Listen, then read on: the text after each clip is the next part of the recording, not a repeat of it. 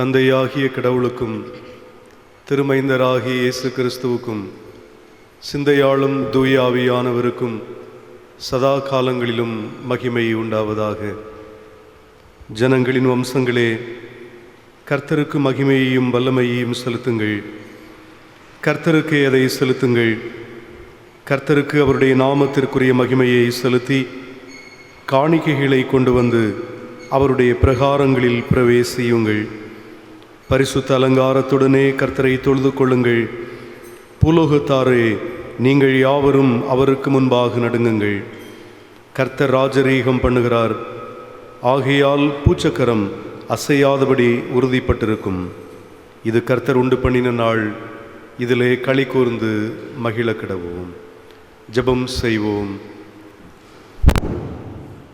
துதிகளுக்கும் தோத்திரத்திற்கும் பாத்திரராயிருக்கிற சர்வ வல்லமையுள்ள பிதாவே, மகிழ்ச்சியான ஞாயிறு காலை ஆராதனை வேளைக்காக ஆண்டவருக்கு தோத்திரம் செலுத்துகிறோம். உம்முடைய அளவற்ற கிருபையினாலும் இரக்கத்தினாலும் மாத்திரமே இந்நாளினை நாங்கள் கண்டு களி கூர்ந்து உம்மை ஆராதித்து மகிழ்வதற்கு நீர் எங்களுக்கு தந்திருக்கின்ற மாபெரும் வாய்ப்புக்காக உமக்கு தோத்திரம் செலுத்துகிறோம். இந்திய தேசம் விடுதலை பெற்ற நாளை நினைவு கூறும் இந்நாளிலே இச்சிறப்பு தொழுகையை நாங்கள் கருத்திலே கொண்டு மகிழ்ச்சியோடு ஆண்டவருக்கு தோத்திரம் ஏறெடுக்க நீங்கள் எங்களுக்கு இந்திய நாட்டின் குடிமக்களாக ஒரு வாய்ப்பினை ஏற்படுத்தி தந்திருக்கிறீர். இதற்காக ஸ்தோத்திரம்.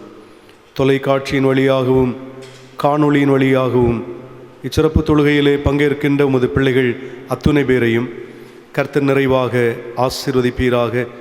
இவ்வாராதனையில் இடம்பெறும் பாடல்கள், விண்ணப்பங்கள், மன்றாட்டுக்கள், அருளுரை அனைத்தும் ஆசீர்வாதமாய் அமைவதாக.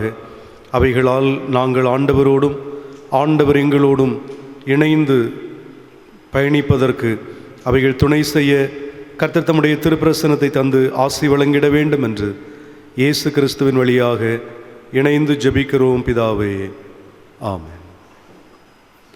கர்த்தருடைய பரிசுத்த நாமத்திற்கு மகிமை உண்டாக.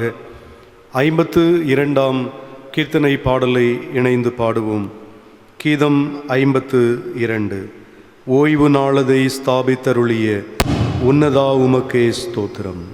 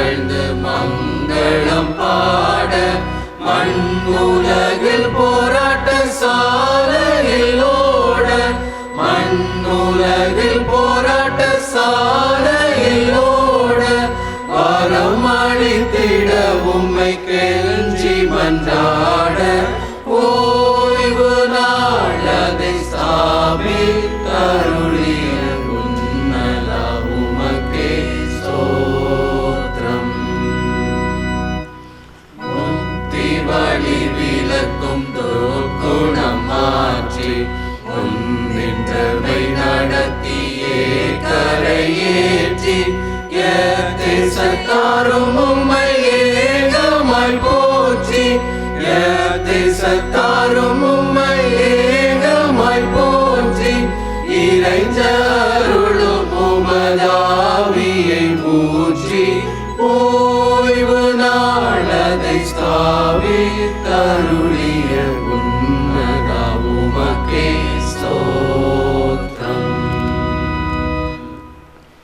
அனைவரும் இணைந்து படிப்பதற்கென தெரிந்து கொண்ட சங்கீதம் 98. 98ஆம் சங்கீதத்தினை இணைந்து படிப்போம். கர்த்தருக்கு புதுப்பாட்டை பாடுங்கள், அவர் அதிசயங்களை செய்திருக்கிறார். அவருடைய வலது கரமும் அவருடைய பரிசுத்த புயமும் இரட்சிப்பை உண்டாக்கினது.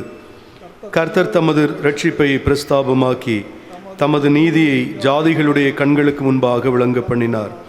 அவர் இஸ்ரவேல் குடும்பத்துக்காக தமது கிருபையையும் உண்மையையும் நினைவு கூர்ந்தார். பூமியின் எல்லைகளெல்லாம் நமது தேவனுடைய இரட்சிப்பை கண்டது. பூமியின் குடிகளே, நீங்கள் எல்லாரும் கர்த்தரை நோக்கி ஆனந்தமாய் ஆர்ப்பரியுங்கள், முழக்கமிட்டு கம்பீரமாய் பாடுங்கள். சுரமண்டலத்தால் கர்த்தனை கீர்த்தனம் பண்ணுங்கள், சுரமண்டலத்தாலும் கீத சத்தத்தாலும் அவரை கீர்த்தனம் பண்ணுங்கள். கர்த்தராகிய ராஜாவின் சமூகத்தில் பூரிகைகளாலும் எக்கால சதத்தாலும் ஆனந்தமாய் ஆர்ப்பரியுங்கள். சமுத்திரமும் அதன் நிறைவும் பூச்சக்கரமும் அதன் குடிகளும் முழங்குவதாக. கர்த்தருக்கு முன்பாக ஆறுகள் கைகொட்டி பர்வதங்கள் ஏகமாய் கம்பீரித்து பாடக்கடவது. அவர் பூமியை நியாயம் தீர்க்க வருகிறார், பூலோகத்தை நீதியோடும் ஜனங்களை நிதானத்தோடும் நியாயம் தீர்ப்பார்.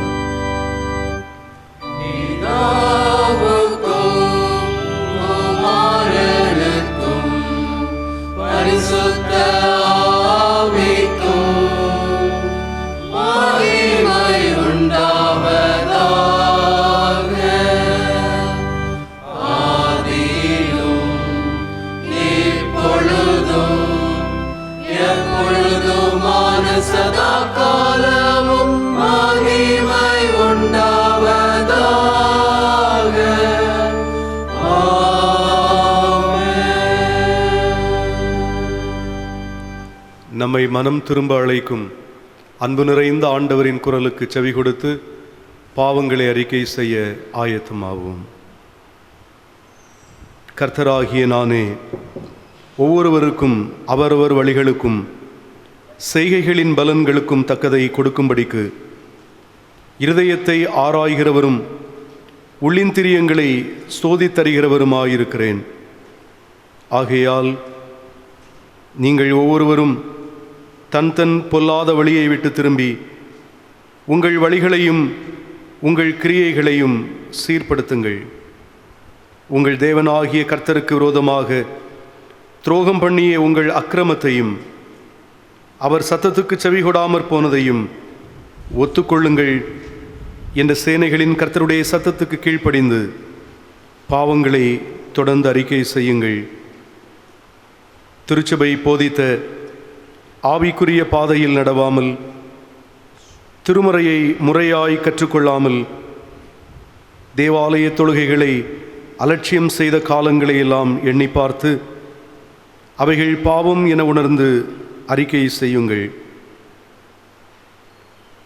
தீய சிந்தனைகளினாலே தவறுகள் பல செய்து வார்த்தையாலும் செயலாலும் அடுத்தவரை துன்புறுத்தி எல்லாவற்றிலும் நம்மை மாத்திரம் முதன்மைப்படுத்த விரும்பிய செயலும் பாவமே என நினைத்து பாவ மன்னிப்புக்காக வேண்டுதல் செய்வோம்.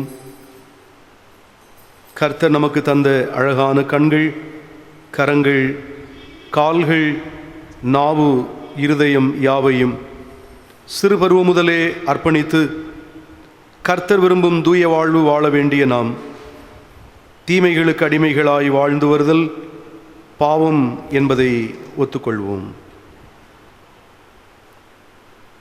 அறிவில் சிறந்து விளங்குவதற்காக கர்த்தர் நமக்கு தந்த பெற்றோர், பெரியவர்கள், ஆசிரியர்கள், ஆசாரியர்கள் விதித்த கட்டுப்பாடுகளை மீறியிருக்கலாம்.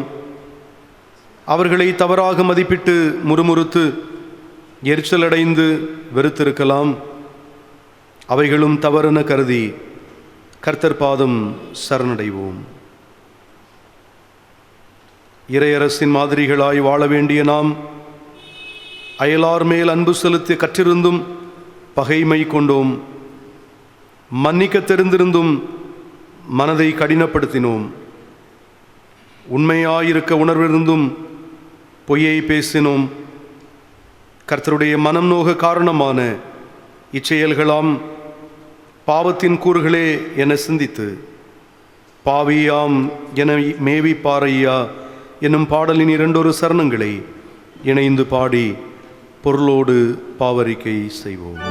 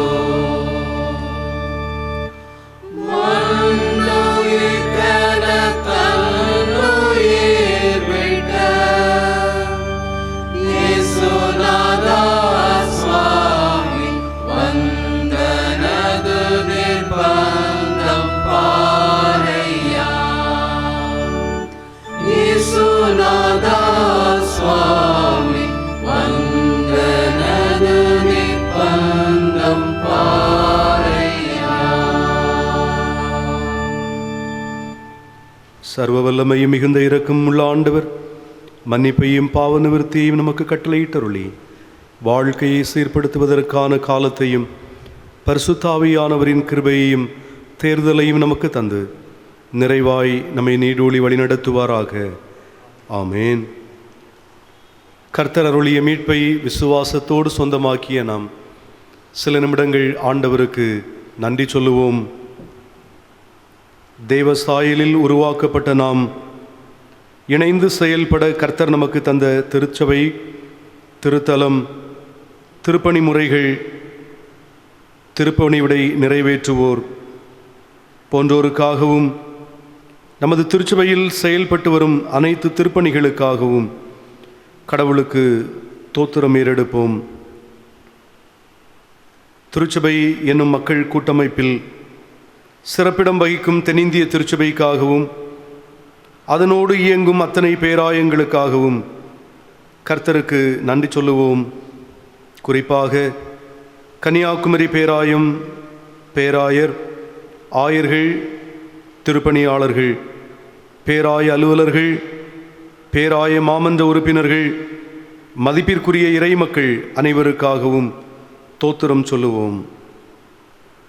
ஆதீன சுவிசேஷ ஜபக்குழு வழியாக மலைப்புறங்களில் நிறைவேற்றப்படும் அனைத்து அருட்பணிகளுக்காகவும் சுதேச மிஷனரி சங்கத்தின் வழியாக நடைபெற்று வருகின்ற சபை ஸ்தாபிக்கும் திருப்பணிகளுக்காகவும் எல்லா மிஷனரி இயக்கங்களுக்காகவும் எல்லா திருத்தொண்டர்களுக்காகவும் கர்த்தருக்கு நன்றி ஏறெடுப்போம். கர்த்தர் நமக்கு தந்த வசிப்பிடத்திற்காக, நமது குடும்பங்களுக்காக, அவற்றின் வழியாக நமக்கு தருகின்ற உறவு நிலைகளுக்காக, வீட்டிற்காக, வாகனங்களுக்காக, நிலங்களுக்காக, வளங்களுக்காக, உயிரினங்களுக்காக ஆண்டவருக்கு நாம் நன்றி சொல்லுவோம். இந்திய நாட்டில் கடவுள் நமக்கு தந்திருக்கும் அனைத்து தலைவர்களுக்காக, அனைத்து மக்களுக்காக ஆண்டவரை நாம் நன்றி சொல்லுவோம். ஒவ்வொரு தனிநபர் வாழ்விலும் குடும்ப வாழ்விலும் கடவுள் இதுகாரும் விடுதலை அனுபவங்களை தந்து வருகிறார். எத்தனையோ எதிர்பார்ப்புகள், எத்தனையோ தேவைகள், அவைகளையெல்லாம் சந்தித்து கர்த்தர் கிருபையாய் இறங்கி அவர்களை மேன்மைப்படுத்தி இருக்கிறார். இவற்றையெல்லாம் நம் வாழ்வின் அனுபவங்களாகவே உணர்ந்து நன்றி பெருக்கோடு நாம் ஆண்டவரை பாடி மகிழ்வோம்.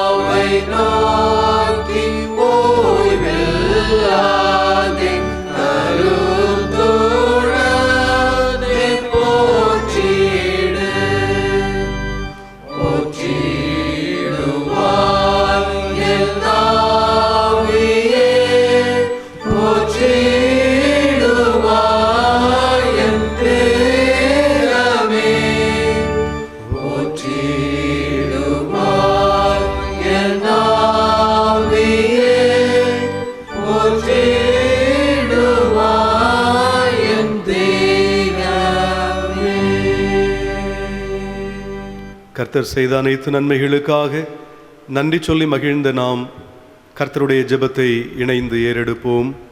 பரமண்டலங்களில் இருக்கிற எங்கள் பிதாவே, உடைய நாமம் பரிசுத்தப்படுவதாக, உடைய ராஜ்யம் வருவதாக, உடைய சித்தம் பரமண்டலத்திலே செய்யப்படுகிறது போல பூமியிலேயும் செய்யப்படுவதாக. எங்களுக்கு வேண்டிய ஆகாரத்தை இன்று எங்களுக்கு தாரும். எங்கள் கடனாளிகளுக்கு நாங்கள் மன்னிக்கிறது போல எங்கள் கடன்களை எங்களுக்கு மன்னியும். எங்களை சோதனைக்குட்பட பண்ணாமல் தீமை நின்று எங்களை ரட்சித்துக் கொள்ளும். ராஜ்யமும் வல்லமையும் மகிமையும் என்றென்றைக்கும் உம்முடையவைகளே. ஆமென். படிக்கும்படியாக தெரிந்து கொண்ட திருமறை பகுதி ஆதியாகமம் 49ஆம் அதிகாரம் வசனங்கள் 18 முதல் 26 முடிய. ஆதியாகமம் 49ஆம் அதிகாரம் வசனங்கள் 18 முதல் 26 முடிய படிக்க கவனியுங்கள். கர்த்தாவே, உம்முடைய இரட்சிப்புக்கு காத்திருக்கிறேன். காத்தென்பவன் மேல் இராணுவ கூட்டம் பாய்ந்து விழும். அவனோ முடிவிலே அதன் மேல் பாய்ந்து விழுவான். ஆசேருடைய ஆகாரம் கொழுமையாயிருக்கும். ராஜாக்களுக்கு வேண்டிய ருசி வர்க்கங்களை அவன் தருவான். நப்தலி விடுதலை பெற்ற பெண்மான் இன்பமான வசனங்களை வசனிப்பான்.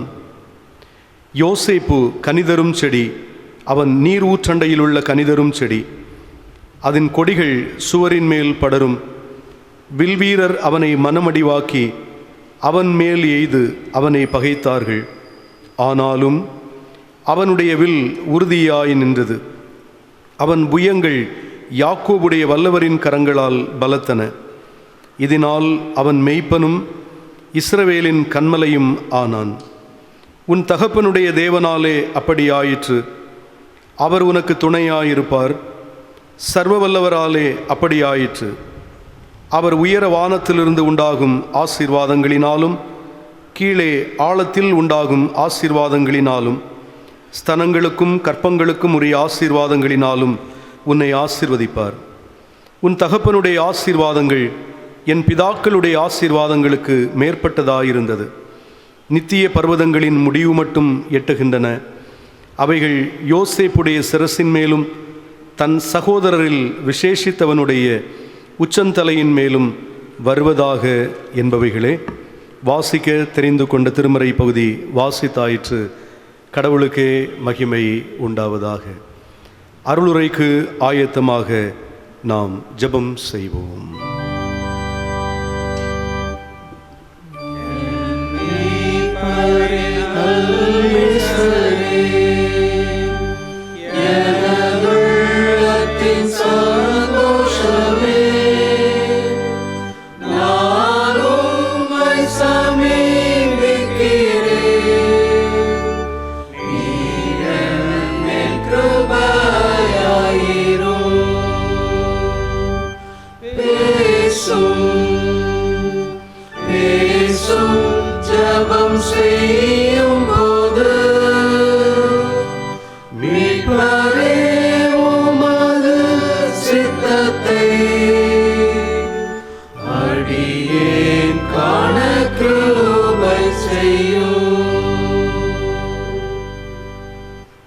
கர்த்தருடைய வேதத்தில் பிரியமாயிருந்து இரவும் பகலும் தியானிக்கிற மனுஷர்களை பாக்கியவான்கள் என அழைத்து கண்ணியப்படுத்துகிற கடவுளே,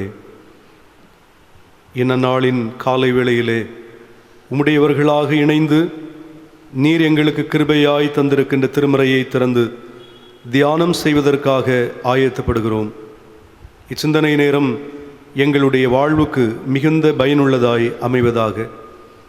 காணொளி மற்றும் தொலைக்காட்சியின் வழியாய் கர்த்தருடைய வார்த்தையை கருத்தூன்றி கேட்கின்ற உம்மக்களுக்கு இவ்வார்த்தைகள் போதுமானவைகளாய் இருப்பதாக. தங்கள் அனுதின வாழ்க்கையிலே விடுதலையை சொந்தமாக்கிக் கொள்வதற்கு கர்த்தர் வசனங்களை ஆதாரமாய் பயன்படுத்துவீராக. எங்களை தாழ்த்துகிறோம், கர்த்தர் மகிமைப்படும். இயேசு கிறிஸ்துவின் வழியாக ஜெபிக்கிறோம் பிதாவே, ஆமென்.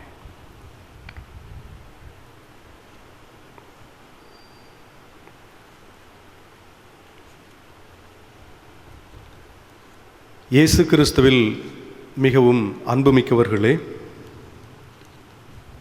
விடுதலை திருநாளாகிய இந்நாளை கண்டு ஆண்டவருக்கு நன்றி சொல்லி நம்முடைய தாய் நாட்டிற்காக ஆண்டவரை போற்றுவதற்கு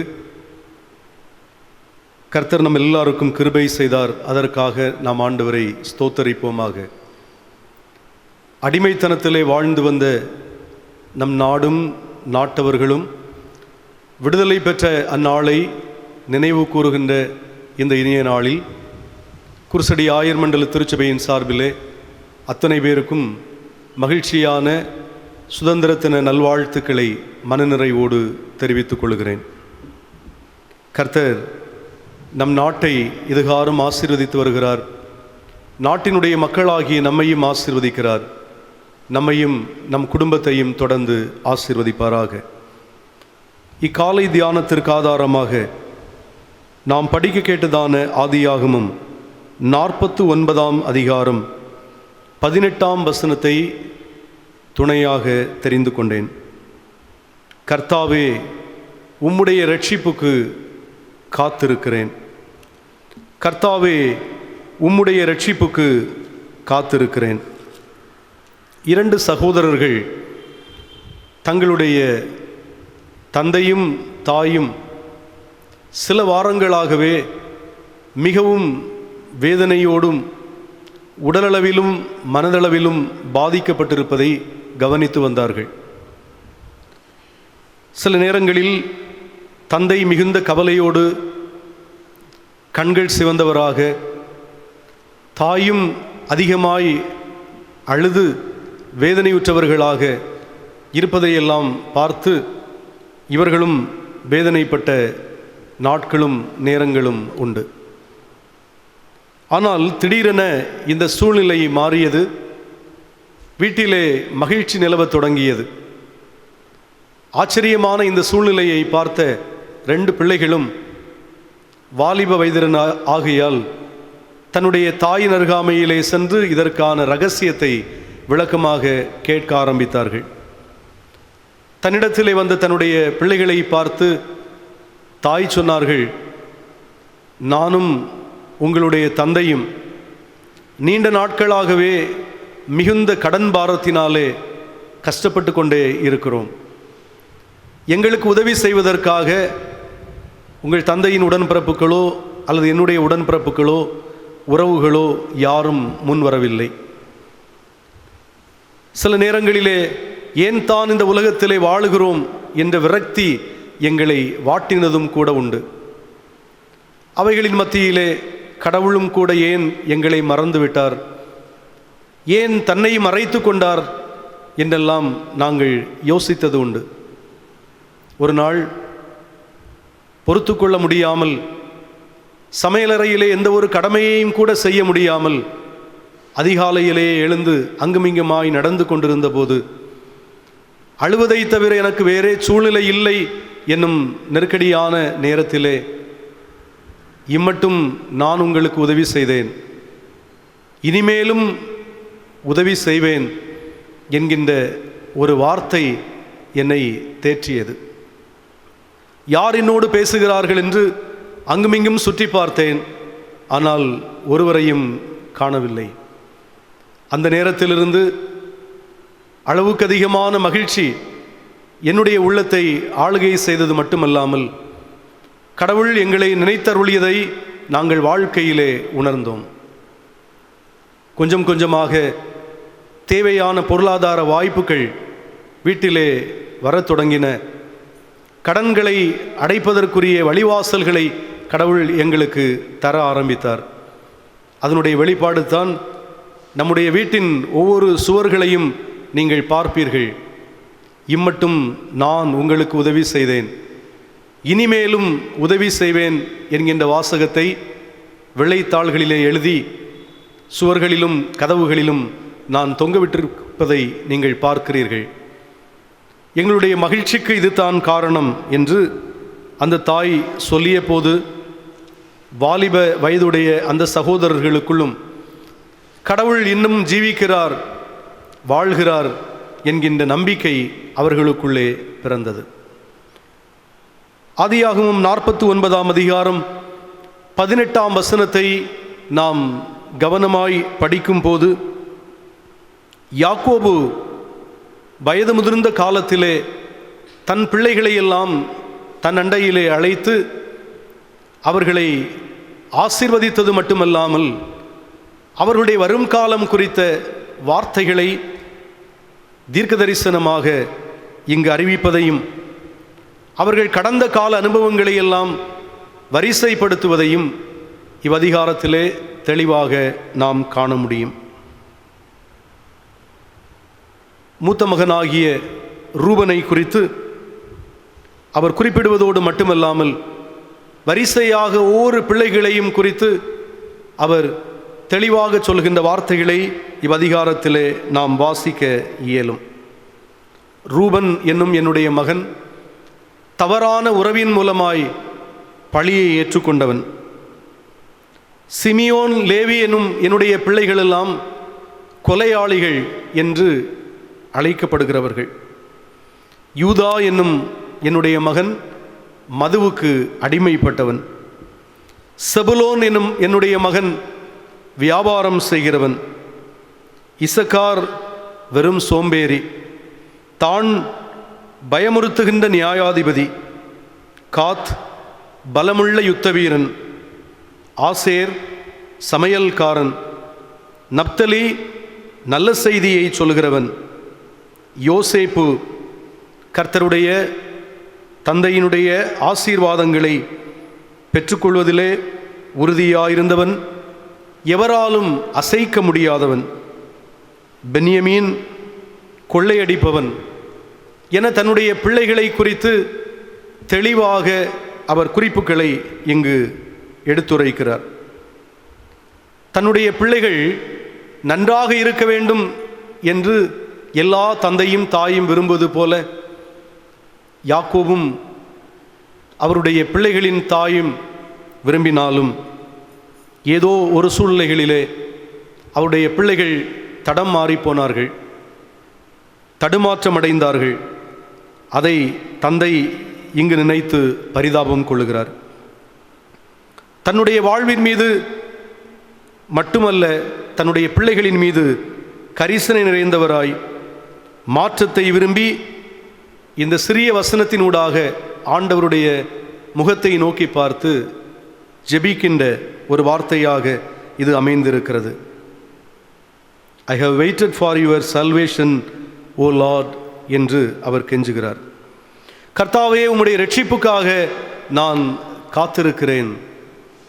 ரட்சிப்பு என்பது பாவத்திலிருந்து மனிதன் பெறுகின்ற முழுமையான விடுதலை. அதைத்தான் இங்கு யாக்கோபு சொல்லி ஜெபிக்கிறார். நான் என்னுடைய வாலிப பருவத்தை எல்லாம் நினைத்து பார்க்கிறேன். நான் விடுதலை அடைவதற்கு முன்பாக என்னுடைய தந்தையின் ஆசீர்வாதத்திற்காக நான் காத்திருந்தது உண்மை. என்னுடைய தமையனின் சேஷபுத்திர பாகத்தை பெற்றுக்கொள்வதற்காக நான் காத்திருந்தது உண்மை. என் தாய்மாமன் மகளுக்காக நான் காத்திருந்ததும் உண்மை. மாமன் வீட்டிலே நான் செய்த வேலைக்காக கூலியை பெற்றுக்கொள்ள நான் காத்திருந்ததும் உண்மை. என்னுடைய மன அமைதிக்காக, என் உள்ளத்தில் இருந்த பயம் நீங்குவதற்காக நான் காத்திருந்தது உண்மை. கர்த்தருடைய ஆசீர்வாதத்தை பெற்றுக்கொள்வதற்காக காத்திருந்தேன், அதுவும் உண்மை. என்னுடைய சகோதரனோடு ஐக்கியம் கொள்வதற்காக நான் காத்திருந்தேன். என் பெற்றோரை பார்ப்பதற்காக ஆசையாய் காத்திருந்தேன். இத்தனையிலும் நான் நிறைந்த முழுமையான மகிழ்ச்சியை கண்டு கொள்ள முடியவில்லை. இப்போது கர்த்தாவே, ரட்சிப்புக்காக காத்திருக்கிறேன். என் பிள்ளைகளையும் அவர்களுடைய குணநலன்களையும் நான் இங்கு வரிசைப்படுத்தி இருக்கிறேன். அவர்கள் பாவத்திலிருந்து முழுமையான விடுதலை பெற வேண்டும் என்று அவர்களுக்காக நான் காத்திருக்கிறேன். அவர்கள் விடுதலை பெற்றுவிட்டால் நானும் விடுதலை பெற்றதற்கு சமமாகுமே, அதற்காக காத்திருக்கிறேன் என்று யாக்கோபு இந்த ஜெபத்தை ஏறெடுக்கிறார். இன்றும் நம்முடைய வாழ்க்கையை நாம் அலசி பார்த்தால் பல விஷயங்களுக்காக நாமும் அன்றாடம் காத்திருக்கிறோம். நம்மோடு சமூகத்திலே வாழுகின்ற மக்கள் பல நிலைகளிலே பல விஷயங்களுக்காக காத்து கொண்டிருக்கிறார்கள். ஏற்ற துணைக்காக காத்து கொண்டிருக்கிறவர்கள் உண்டு, பிள்ளை செல்வங்களுக்காக காத்திருக்கிறவர்கள் உண்டு, தங்களுடைய குடும்பத்தின் அமைதிக்காக காத்து கொண்டிருக்கிறவர்கள் உண்டு, நல்ல கல்விக்காக, நல்ல வேலை வாய்ப்புக்காக, நல்ல பொருளாதார முன்னேற்றத்திற்காக, நிலம் வாங்குவதற்காக, வீடு கட்டுவதற்காக, நிரந்தரமான சந்தோஷம் சமாதானத்திற்காக காத்திருக்கிறவர்கள் எல்லாம் இந்த உலகத்திலே உண்டு. ஆனால் இதற்காக ஒவ்வொரு நாளும் தங்கள் தனி ஜபங்களிலும் குடும்ப ஜபங்களிலும் ஜெபிக்கின்ற மக்கள் எல்லாம், கர்த்தாவே உம்முடைய இரட்சிப்புக்காக நான் காத்திருக்கிறேன் என்று எத்தனை நாள் ஜெபித்திருக்கிறார்கள்? நம்மையே கேட்டு பார்ப்போமே. நாம் தான் யாக்கோபை போல இப்படி எத்தனை நாள் ஜெபித்திருக்கிறோம்?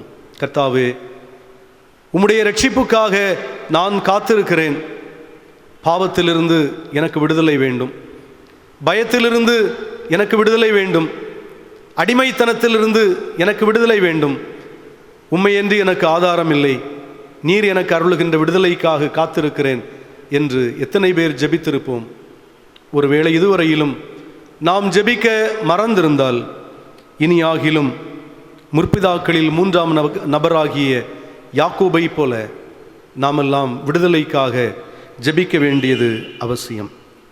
இரட்சிப்பு அல்லது விடுதலை என்பது மிகப்பெரிய ஆசீர்வாதம்.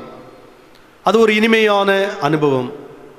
நம்மிலே அநேகர் சொல்லுவதுண்டு, நான் பாரம்பரியமாகவே கிறிஸ்தவ குடும்பத்தை சார்ந்தவன், என்னுடைய பெற்றோர், என்னுடைய பெற்றோரின் பெற்றோர் திருச்சபையின் வாழ்வுக்காக, வளர்ச்சிக்காக ஏராளம் கொடுத்திருக்கிறார்கள், ஏராளமான பணிகளிலே அவர்கள் பங்கு பெற்றிருக்கிறார்கள். அந்த வரிசையிலே நானும் இப்போது இணைந்திருக்கிறேன். என்னால் இயன்ற வரையிலும் தவறாமல் ஆலய ஆராதனைகளிலே நான் பங்கு பெறுகிறேன்.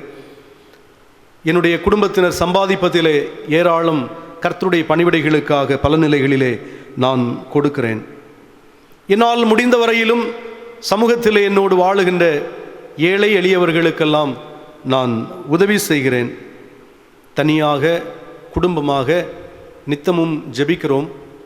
கடவுள் நாங்கள் எதிர்பார்ப்பதற்கு மேலாக எங்கள் வாழ்க்கையிலே அற்புதங்களையும் அதிசயங்களையும் செய்து கொண்டே இருக்கிறார் என்றெல்லாம் நாம் சொல்லலாம். அது ஒரு மகிழ்ச்சியான அனுபவம் தான். ஆனால் கர்த்தருடைய வசனத்தை வாசித்து தியானித்து கொண்டிருக்கிற நான் பாவத்திலிருந்து முழுமையான விடுதலை பெற்றிருக்கிறேன். நான் ரட்சிக்கப்பட்ட அனுபவத்திலே இன்று வரையிலும் என் வாழ்க்கை தொடர்ந்து கொண்டிருக்கிறது என்று சொன்னால் அது எத்தனை மகிழ்ச்சி என்பதை நாம் யோசித்து பார்ப்பது நல்லது. அப்போஸ்தலர் 10ஆம் அதிகாரத்தை நீங்கள் வீட்டிலே அமைதியாக இருக்கும்போது படித்து பாருங்கள். கொர்நேலியு என்கின்ற நூற்றுவர் தலைவனுடைய குடும்பத்தின் செயல்பாடுகள் அங்கே எழுதப்பட்டிருக்கிறது. ஆண்டவராகிய இயேசு கிறிஸ்துவை சொந்த இரட்சகராய் ஏற்றுக்கொண்டு ரட்சிக்கப்படுவதற்கு முன்பு அவர் வாழ்க்கையிலே வாழ்ந்த விதம், ரட்சிக்கப்பட்ட பின்னர் அவருடைய குடும்பத்திலே அவர்கள் சந்தித்த மகிழ்ச்சியின் அனுபவம், இவைகளையெல்லாம் நீங்கள் காண முடியும்.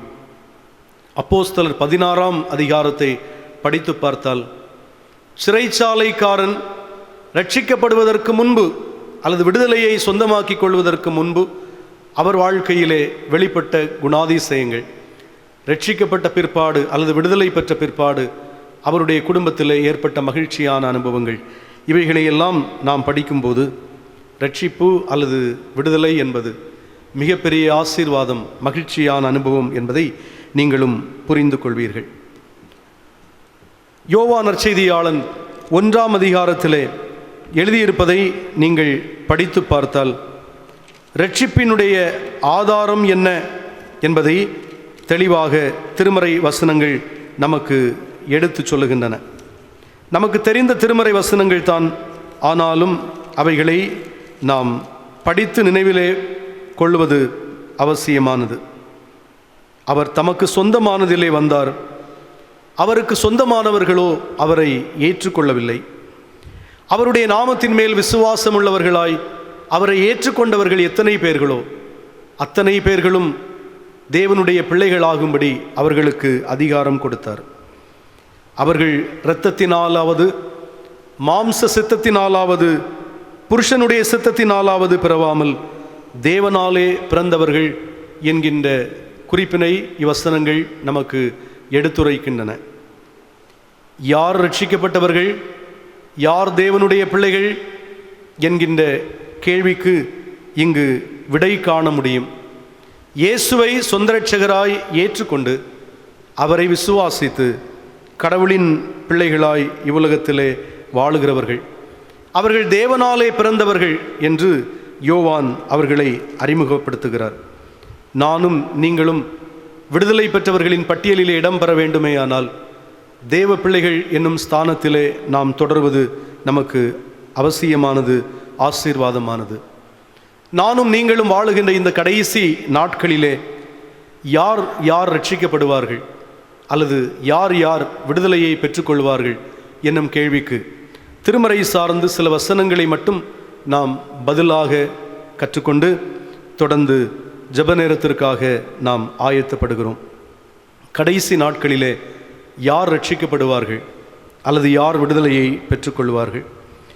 யோவேல் தீர்க்கதரிசியின் புஸ்தகம் 2ஆம் அதிகாரம் 32ஆம் வசனத்தை நாம் படிக்கும் போது, கர்த்தருடைய நாமத்தை தொழுது கொள்ளுகிறவன் எவனோ அவன் ரட்சிக்கப்படுவான் என்கின்ற வசனத்தை அங்கு நாம் காணுகின்றோம். கடைசி நாட்களை குறித்த செய்தியை தீர்க்கதரிசி அங்கு குறிப்பிடுகிறார். நான் மாம்சமான யாவர் மேலும் என் ஆவியை ஊற்றுவேன், என் ஊழியக்காரர்கள் மேலும் என் ஆவியை நான் ஊற்றுவேன். வாலிபர்கள் மூப்பர்களெல்லாம் சொப்பனங்களையும் தரிசனங்களையும் காண்பார்கள். கடைசி நாட்களில் மிகவும் அதிசயமான காரியங்கள் எல்லாம் வானத்திலும் பூமியிலும் நடக்கப் போகிறது.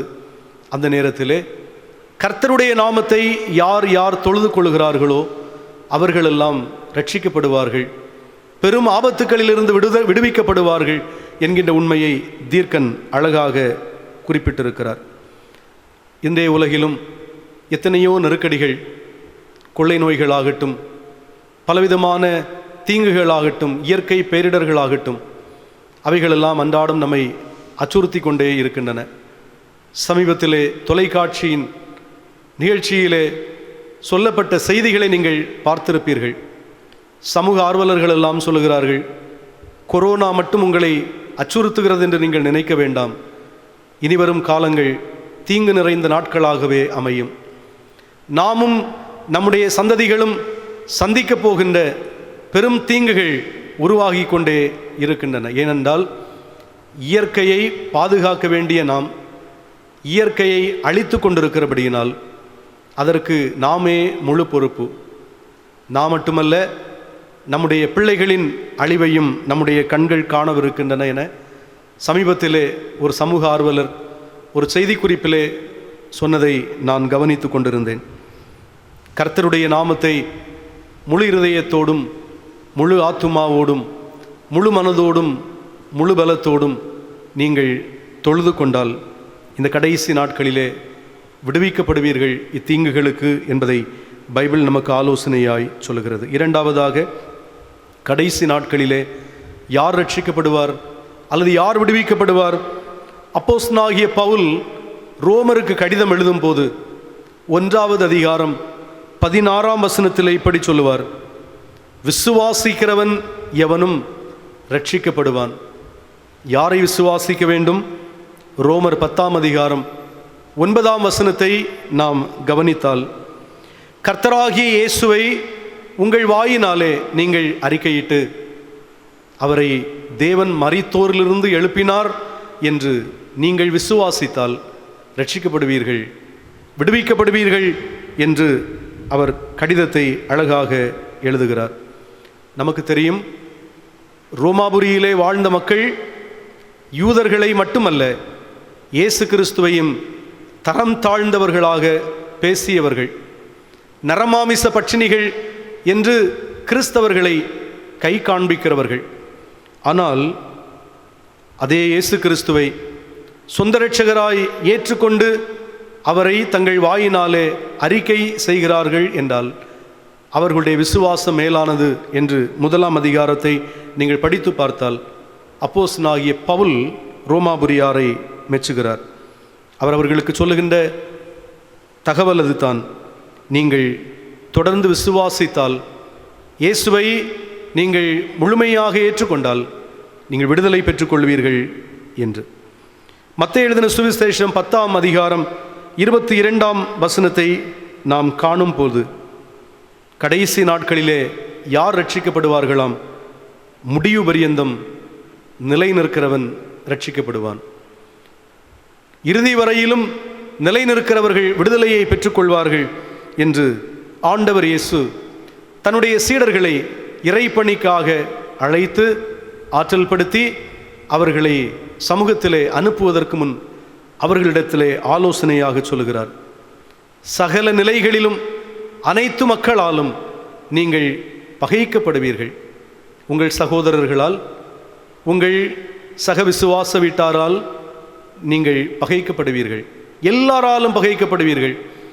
ஆனால் முடிவு பரியந்தம் நீங்கள் நிலைத்து நின்றால் விடுதலை பெற்றுக்கொள்வீர்கள் என்று அவர்களுக்கு ஆலோசனை சொல்லுகிறார். பிரியமான தேவ பிள்ளைகளே, கர்த்தருடைய வார்த்தையை கேட்கின்ற இந்த காலை வேளையிலே இவைகளை நாம் எல்லாரும் சிந்தனை செய்ய வேண்டியது மிக அவசியமாக இருக்கிறது. நான் ரட்சிக்கப்பட வேண்டும், என்னுடைய குடும்பத்தினர் ரட்சிக்கப்பட வேண்டும் என்று பல முயற்சிகளை நாம் விரும்பியபடியெல்லாம் பலருடைய ஆலோசனையின் பேரிலே நாம் எடுத்துக்கொண்டே இருக்கிறோம். ரட்சிக்கப்பட்டு விட்டீர்களா? ரட்சிப்பை சொந்தமாக்கி கொண்டீர்களா? உங்களையே நீங்கள் கேட்டு பார்க்க வேண்டிய நேரம். தெரிந்த இந்த வசனங்களை ஒரு விசை கூட நீங்கள் நினைவுபடுத்தி கொள்ளுங்கள். கர்த்தருடைய நாமத்தை மிக கண்ணியத்தோடு தொழுது கொள்ளுங்கள், ரட்சிக்கப்படுவீர்கள். இயேசு கிறிஸ்துவை முழுமையாய் விசுவாசியுங்கள், நீங்கள் ரட்சிக்கப்படுவீர்கள். பகையும் பொல்லாப்புகளும் நிறைந்த இந்த உலகத்திலே முடிவு பரியந்தம் அவருக்காக வைராக்கியமாய் நிலைத்து நின்றால் நீங்கள் ரட்சிக்கப்படுவீர்கள். 2 வசனங்களை கூட நீங்கள் தெரிந்து கொள்ள வேண்டும். அப்போஸ்தலர் நடபடிகளின் புஸ்தகம் 4ஆம் அதிகாரம் 12ஆம் வசனத்தை நீங்கள் படித்து பார்த்தால் அப்போஸ்தலன் இங்கு குறிப்பிடுவார், இயேசுவை அன்றி ரட்சிப்பு இல்லை. வானத்தின் கீழே பூமியின் மேலே நாம் ரட்சிக்கப்படும்படிக்கு மனுஷர்களுக்குள்ளே அவருடைய நாமமே அல்லாமல் வேறொரு நாமம் கட்டளையிடப்படவும் இல்லை என்று தெளிவாக பேதுரு, யோவான் என்னும் அப்போஸ்தலர்கள் பேசுவதை இங்கு நாம் காண முடியும். ஆலோசனை சங்கத்திற்கு முன்பாக சிறை கைதிகளைப் போல நிற்கின்ற இவர்கள், குற்றவாளிகளாக நிறுத்தப்பட்டிருக்கின்ற தேவ மக்கள் ரட்சிப்பை குறித்த தகவலை மிக தெளிவாக அதிகாரிகளுக்கு எடுத்துரைக்கிறார்கள். 2 தீமோத்தேயு 1ஆம் அதிகாரம் 9வது வசனத்தையும் நீங்கள் படிக்க வேண்டும். நம்முடைய கிரியைகளினாலே மட்டுமல்ல, கர்த்தருடைய கிருபையினாலும் அவருடைய தீர்மானத்தின்படியும் நாம் ரட்சிக்கப்பட்டிருக்கிறோம் என்று பரிசுத்த வேதாகமும் மிக தெளிவாக நமக்கு ஆலோசனை தருகிறது. கர்த்தாவே, உம்முடைய ரட்சிப்புக்கு நான் காத்திருக்கிறேன், அல்லது உம்முடைய விடுதலைக்கு நான் காத்திருக்கிறேன் என்று ஜெபித்த யாக்கோபுவை போல இந்த விடுதலை திருநாளிலும் நாம் எல்லாரும் ஜெபிக்க வேண்டியது கட்டாயம். யாக்கோபை ஒரு கணம் உங்கள் சிந்தனைக்கு முன்னே கொண்டு வந்து பாருங்கள். அளவுக்கு அதிகமான பொருளாதாரம், ஆழ்வலம், உயிரினங்களின் எண்ணிக்கை, செல்வாக்கு, அனுபவங்கள், சமூகத்திலும் அரசியலிலும் மரியாதை, இவைகளெல்லாம் ஒருபுறம் இருந்தாலும் உம்முடைய ரட்சிப்புக்காக, உம்மிடத்திலிருந்து வருகின்ற விடுதலைக்காக நான் காத்திருக்கிறேன் என்று யாக்கோபு கெஞ்சுவதற்கு என்ன காரணம் என்பதை முகவுரையிலேயே நாம் கேட்டோம். இன்றும் உலகளவிலே புகழ், செல்வாக்கு, கல்வி, பணம், படிப்பு இவைகளெல்லாம் தங்கள் குடும்பத்திலே பெற்றிருக்கிறவர்கள் எல்லாரும் ரட்சிக்கப்பட்டவர்கள் அல்ல. விடுதலை பெற்றுவிட்டார்கள் என்பது பொருள் இல்லை. குடும்பங்களுக்கிடையே பலவிதமான அடிமைத்தனங்களுக்குள்ளே சிக்கிக்கொண்டு தான் இருக்கிறார்கள். பெற்றோராக இருக்கலாம், பிள்ளைகளாக இருக்கலாம், தோற்றத்திற்கு விடுவிக்கப்பட்டவர்கள் போல, மீட்கப்பட்டவர்கள் போல காட்சி தரலாம். ஆனால் பலவிதமான அடிமைத்தனங்களுக்குள்ளே சிக்கி உழன்று கொண்டிருக்கிறார்கள். 1947 ஆண்டு ஆகஸ்ட் மாதம் 15ஆம் நாள் நம்முடைய முன்னோர்களின் வழியாக இந்திய திருநாடு அடிமைத்தனத்திலிருந்து விடுதலை பெற்றது என்பதை நினைவு கூர்ந்து நாம் எல்லாரும் மகிழ்ச்சி அடைகிறோம். ஆனால் இன்றளவும் நமக்குள்ளே பலவிதமான கேள்விகள். நாடு விடுதலை பெற்றுவிட்டது, மக்கள் விடுதலை பெற்றுவிட்டார்கள். ஆனால் நாம் விரும்புகிறபடி பேச்சுரிமை இல்லை, எழுத்துரிமை இல்லை, நம்முடைய உரிமைக்காக குரல் எழுப்ப முடியவில்லை, அநீதியை எதிர்த்து போராட முடியவில்லை. இப்படிப்பட்ட சூழ்நிலையிலே எங்கே விடுதலை என்று கேட்டால், பலவிதமான அடிமைத்தனங்களுக்குள்ளே இன்றும் நாம் சிக்கியிருக்கிறோம் என்பதை ஏற்றுக்கொண்டு தான் ஆக வேண்டும். நாடு விடுதலை பெற்றிருக்கிறது, ஆனால் இன்னமும் மனிதன் முழுமையாய் விடுதலை பெறவில்லை. இந்த விடுதலை திருநாளிலே நம் எல்லாருக்கும் விடுதலை தருவதற்கு நம் ஆண்டவர் இயேசு கிறிஸ்துவால் மட்டுமே முடியும் என்கின்ற நம்பிக்கையின் செய்தியை பரிசுத்த வேதாகமத்தின் வழியாய், கர்த்தருடைய ஊழியக்காரனாய், தொலைக்காட்சியின் வழியாக, காணொளியின் வழியாக கேட்கிற உங்களுக்கு நான் சொல்வதிலே மிகவும் மகிழ்ச்சி அடைகிறேன். யாக்கோபை போல, கர்த்தாவே, உம்மிடத்திலிருந்து வரும் விடுதலைக்காக நான் காத்திருக்கிறேன், என்னை விடுவித்தருளும், என் குடும்பத்தாரை விடுவித்தருளும். இந்த உலகத்தால் கட்டவிழ்த்து விடப்பட்டிருக்கின்ற பல்வேறு அடிமைத்தனங்களிலிருந்து நாங்கள் எல்லாம் விடுவிக்கப்பட்டவர்களாய் சுதந்திர காற்றை தொடர்ந்து சுவாசிக்க எங்களுக்கு உதவித்தாரும் என்று ஜெபித்தால் நிச்சயமாகவே விடுதலையாளராம் கடவுள் நம்மோடு கூட இருந்து மகிமையான காரியங்களை செய்ய ஆயத்தமாக இருக்கிறார். கர்த்தராகிய இயேசு கிறிஸ்துவை விசுவாசிப்போம், அவருடைய வார்த்தைகளை முழுமையாக ஏற்றுக்கொள்வோம், வசனங்களுக்கு கீழ்ப்படிந்து உலகத்திற்குரிய உன்னதத்திற்குரிய ஆசீர்வாதங்களை யோசேப்பை போல, அவர் தந்தையாகிய யாக்கோபை போல சொந்தமாக்கி நீடூழில் நிலைத்திருப்போம். கர்த்தர் மகிமையான ஆசீர்வாதங்களை நம்மிலும் நம் தேசத்திலும் நிறைவாக தந்து நடத்துவாராக. ஆமென். கர்த்தருடைய வசனத்தை கேட்ட நாம் இணைந்து 210ஆம் ஞான பாடலை பாடுவோம். ஞான பாடல் எண் 210. நல்ல செய்தி இயேசுவை நோக்கிப்பார் ரட்சிப்பார், நம்பி வந்து அவரை நோக்கிப்பார் ரட்சிப்பார்.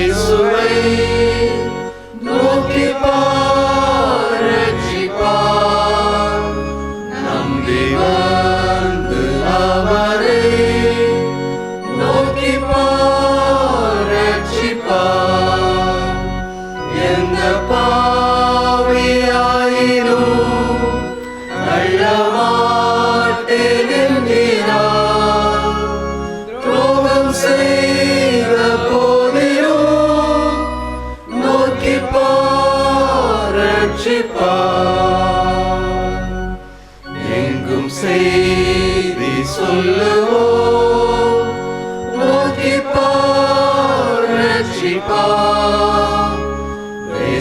தேசம் கூறுவோம், நோக்கிப்பார் ரட்சிப்பார். எந்த நாடு தீவிலும் இயேசு காத்து நிற்கிறார். மூடநேசனாகிலும் நோக்கிப்பார் ரட்சிப்பார். இன்னும் கேள் மனேசரா, இயேசுவே காக்கிறார். நம்பும் பக்தரை எல்லாம் இயேசுவே காக்கிறார். சற்றும் தவறாமலும் கையில் ஏந்திக் கொள்ளுவார். கேடுபாடில்லாமலும் இயேசுவே காக்கிறார்.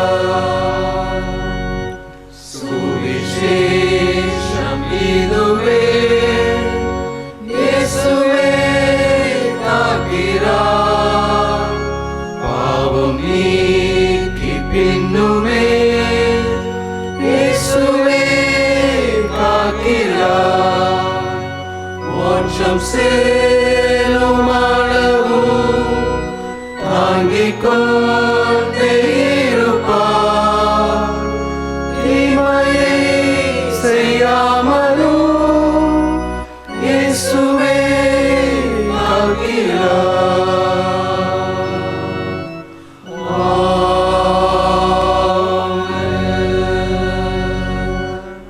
ஜெபம் செய்வோம்.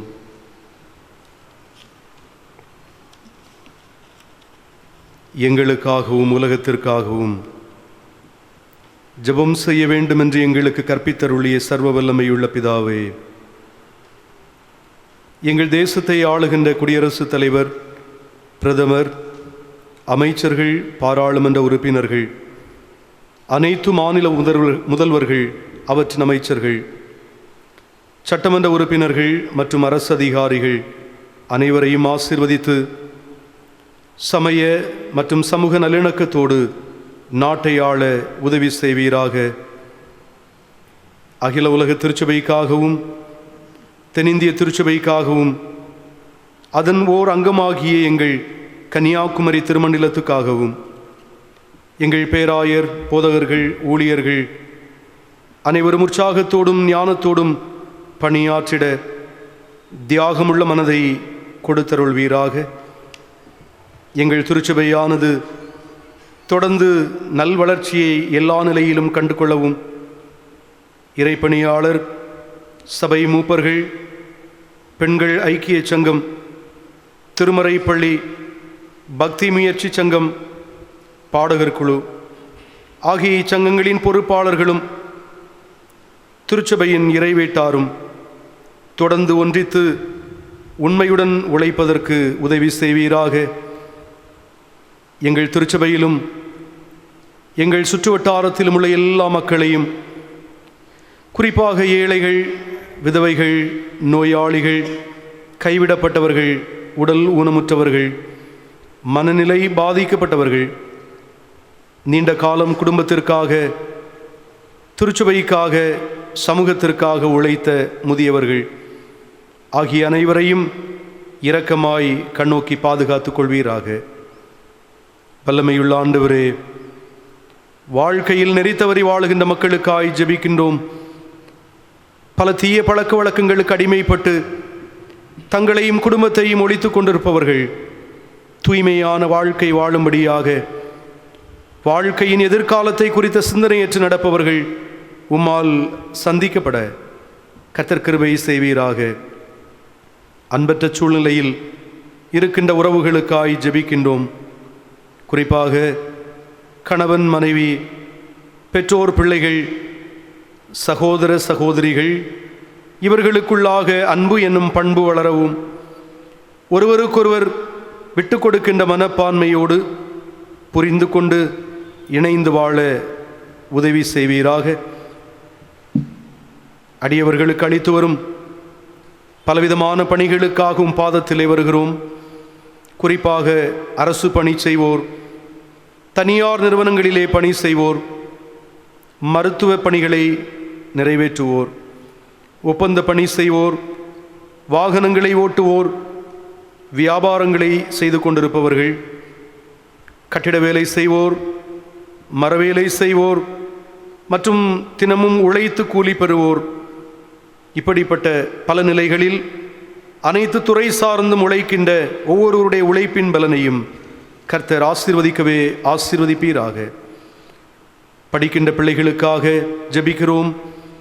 படித்து பணிக்காக எதிர்கொண்டிருப்போருக்காக ஆண்டவரின் முகம் பார்க்கிறோம்.